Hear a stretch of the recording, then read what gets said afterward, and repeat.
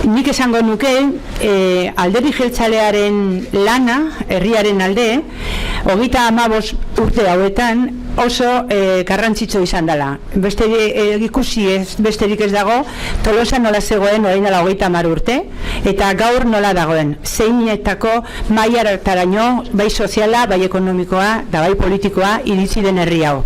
Ni gogoratzen naiz, gaire haietan, etortzen ginean hemen kanpainak egiten, zer nolako errealidadea jasan behar izaten genuen, batez ere aldarrikatzen genuelako balore demokratikoak, eta lan egiteko herriaren alde lan egiten genuela, baina kultura demokratikoen bitartez.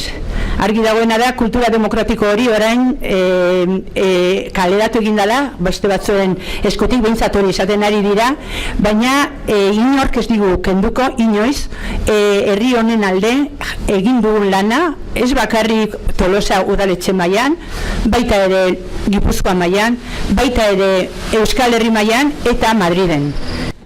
Lehendabiziko aldiz, etak esan digu bere indarra armatua, bere ekintza armatua utzi egingo ditula. Beraz, bakeari bidea irikitzen zaio, baina lan handi egin beharra daukau, bake hori bermatzeko, baino baitaren normalizazio politikoan jarraitzeko.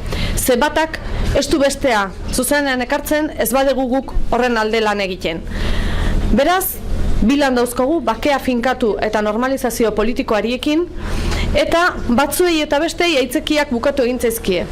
Batzuei eta zegoenean izugarrizko aitzakia zeukaten esateko zuen aldarrikapen politikoak ezin dira orain aztertu eta dagoelako, orain ez dago aitzakiarik, eta besteei berriz, ez daukate aitzakiarik ez lan egiteko. Beraz, besteak ere demokraziara eta politikara etorri dira eta ongi etorriak lan egitera guztiokin batea.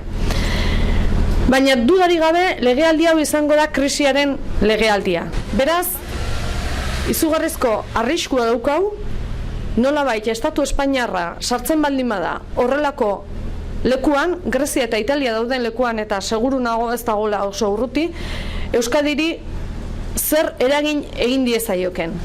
Eta gure taldeak lan egingo du hori ahalik eta txikiena izateko. Eta batzuk eta besteak ari dira esaten gauza arraroak. Los unos cuando hablamos de economía nos dicen que hay otras prioridades, que hay que ir a...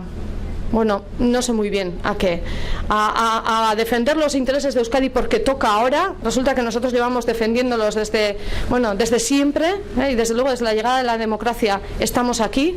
Ahora parece que a ellos les ha llegado el momento. Bienvenidos, 30 y pico años después, bienvenidos a darse cuenta de que también en Madrid hay que defender los intereses de Euskadi.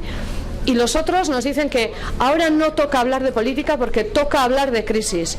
4 años llevan hablando de crisis y no haciendo nada, reconociendo tarde la crisis, y ahora de repente dicen que ahora toca crisis y que el otro no existe, no hay conflicto vasco, no hay nada, no toca hablar de política. Guk beata bestearekin lotzen dugu. Guk autogobernu gehiago, ongizate gehiagorako, lan gehiago egiteko eta hobeto bizitzeko. Hori da gure helburua. Eta Euskadiren alde lan egingo duen Madrilen ere, hori bermatu ahal izateko. Seguru egon zaitezte gure lana horretara dijoala. Bai Madrilen, bai edozein tokitan, baina Madrilen ere Euskadiren alde lan egingo duela.